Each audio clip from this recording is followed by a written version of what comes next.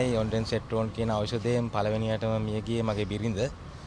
මම අද ආවේ අපරාධ පරීක්ෂණ දෙපාර්තමේන්තුවට මේ පිළිබඳව සාධාරණ පරීක්ෂණයක් කරලා මගේ බිරිඳට සාධාරණයක් ඉෂ්ට කරලා දෙන්න කියලා ඉල්ලීම කරන් තමයි මම ආවේ පැමිණිල්ලක් කරන්න. ආයේ කිසිම දවසක මේ වගේ තවත් කෙනෙක්ට මේ වගේ අපරාධයක් සිදු වෙන්නේ නැති වෙන්න මේ ක්‍රියාදාමය වෙන්න ඕන කියන එකයි මට වෙන්න ඕන. තව කෙනෙක්ට මේ වගේ දෙයක් වුණොත් මේ වගේ ගින්දරක් වෙන්න හොඳ නැහැ. මොකද අපි සෑහෙන වේදනාවකින් ඉන්නේ. මේ පිළිබඳව සාධාරණයක් කරන්න කියලා ඉල්ලන්න තමයි මම ආවේ. ඇත්තටම මේ බිරිඳට කිසිම ලෙඩක් රෝගයක් මුකුත් තිබ්බේ නැහැ.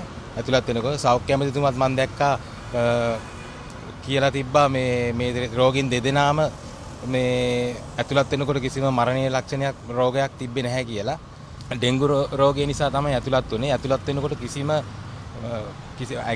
ඩෙන්ගු රෝගය නිසා ඇති වෙන අමාරු ඇරෙන්න කිසිම වෙන මරණීය අමාරු තිබ්බේ නැහැ. ඒක වෛද්‍ය ඇමති මේ සෞඛ්‍ය ඇමතිතුමත් මේ පිළිගත්තා. ඒක මම දැක්කා ඒක කියලා තියෙනවා. ඉතින් මම ඉල්ලන්නේ ඒක නම් ඉතින් මේ බෙහෙතම තමයි මේකට හේතුව වෙන්න ඕනේ කියලායි මම හිතන්නේ.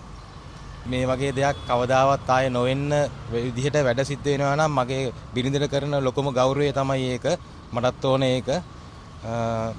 මම කිසිම දේශපාලන කතාවක් නෙමෙයි මම කරන කිසිම දෙයක නෙමෙයි මම මගේ බිරිඳ වෙනුවෙන් තමයි බිරිඳට යුක්ති ඉෂ්ට කරන්න තමයි මම මේ දේවල් කරන්නේ හැමදේම.